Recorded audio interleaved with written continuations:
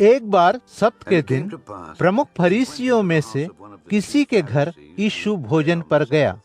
उधर वे बड़ी निकटता से उस पर आंख रखे हुए थे। वहां उसके सामने जलोदर से पीड़ित एक व्यक्ति था।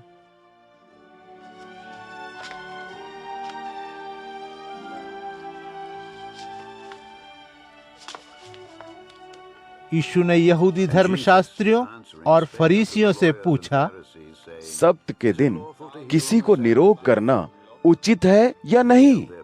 किंतु वे चुप रहे।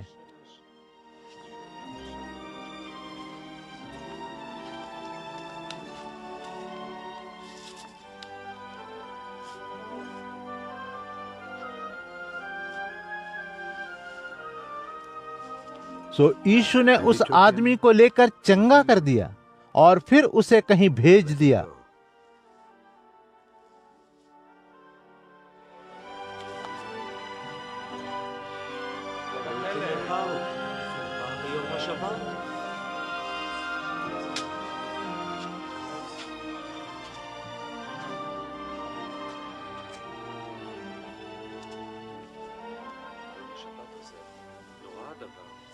फिर उसने उनसे पूछा, यदि तुम में से किसी के पास अपना बेटा है या बैल है, वह कुएं में गिर जाता है, तो क्या सब्त के दिन भी तुम उसे तत्काल बाहर नहीं निकालोगे? वे इस पर उससे तर्क नहीं कर सके।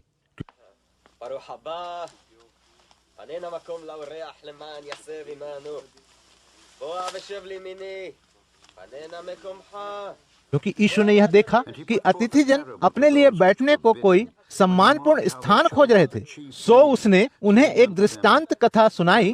वह बोला, जब तुम्हें कोई विवाह भोज पर बुलाए तो वहां किसी आदरपूर्ण स्थान पर मत बैठो, क्योंकि हो सकता है वहां कोई तुमसे अधिक बड़ा व्यक्ति उसके द्वारा बुलाया गया हो।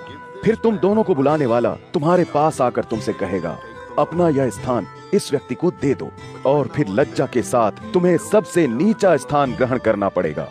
सो जब तुम्हें बुलाया जाता है तो जाकर सबसे नीचे का स्थान ग्रहण करो, जिससे जब तुम्हें आमंत्रित करने वाला आएगा तो तुमसे कहेगा, हे मित्र, उठ ऊपर बैठ।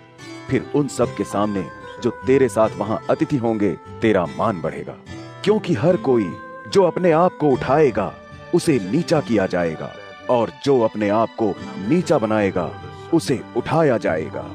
फिर जिसने उसे आमंत्रित किया था वह उससे बोला, जब कभी तू कोई दिन या रात का भोज दे तो अपने मित्रों, भाई बंधुओं, संबंधियों या धनी मानी पड़ोसियों को मत बुला, क्योंकि बदले में वे तुझे बुलाएंगे और इस प्रकार तुझे उसका फल मिल जाएगा। बल्कि जब तू कोई भोज दे तो दीन दुखियों, अपाहिजों, लंगड़ों और अंधों को बुला, फिर क्योंकि उनके पास तुझे वापस लौटाने को कुछ नहीं है, सो यह तेरे लिए आशीर्वाद बन जाएगा। इसका प्रतिफल तुझे धर्मी लोगों के जी उठने पर दिया जाएगा। फिर उसके साथ भोजन कर रहे लोगों में से एक ने यह सुनकर यीशु से कहा, हर वह व्यक्ति धन्य है जो परमेश्वर के राज्य में भोजन करता है। तब यीशु ने उससे कहा, एक व्यक्ति किसी बड़े भोज की तैयारी कर रहा था। उसने बहुत से लोगों को न्योता दिया। फिर दावत के समय जिन्हें न्योता दिया गया था, दास को भेजकर यह कहलवाया, आओ, क्योंकि अब भोजन तैयार है। वे सभी एक जैसे आनाकानी करने लगे।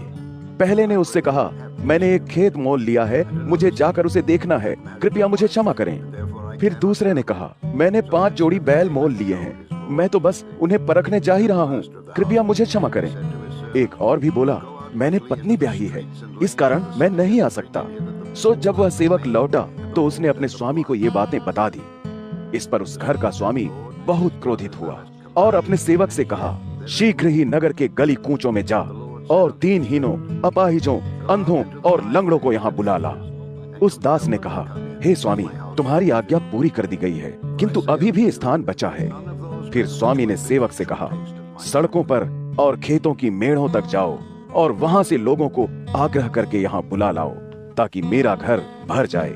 और मैं तुमसे कहता हूँ, जो पहले बुलाए गए थे उनमें से एक भी मेरे भोज को न चखे। यीशु के साथ अपार जनसमूह जा रहा था।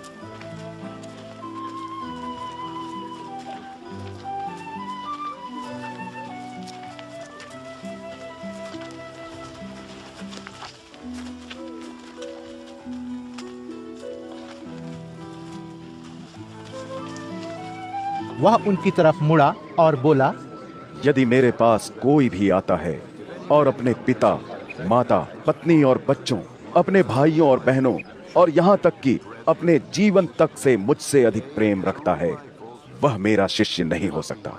जो अपना क्रूस उठाए बिना मेरे पीछे चलता है, वह मेरा शिष्य नहीं हो सकता। यदि तुम में से कोई बुर्ज बनाना चाहे, तो क्या वह पहले बैठकर उसके मूल्य का यह देखने के लिए कि उसे पूरा करने के लिए उसके पास काफी कुछ है या नहीं, हिसाब किताब नहीं लगाएगा? नहीं तो वह नींव तो डाल देगा, और उसे पूरा न कर पाने से जिन्होंने उसे शुरू करते देखा, सब उसकी हंसी उड़ाएंगे और कहेंगे, अरे देखो, इस व्यक्ति ने बनाना प्रारंभ तो किया, पर यह उसे पूरा नहीं कर सका। या कोई राजा ऐसा होगा जो किसी दूसरे राजा के विरोध में युद्ध छेड़ने जाए और पहले बैठकर यह विचार न करे कि अपने 10,000 सैनिकों के साथ क्या वह 20,000 सैनिकों वाले अपने विरोधी का सामना कर भी सकेगा या नहीं। और यदि वह समर्थ नहीं होगा तो उसका विरोधी अभी मार्ग में ही होगा, तभी वह अपना प्रतिनिधि मंडल भेजकर शांति संधि का प्रस्ताव करेगा।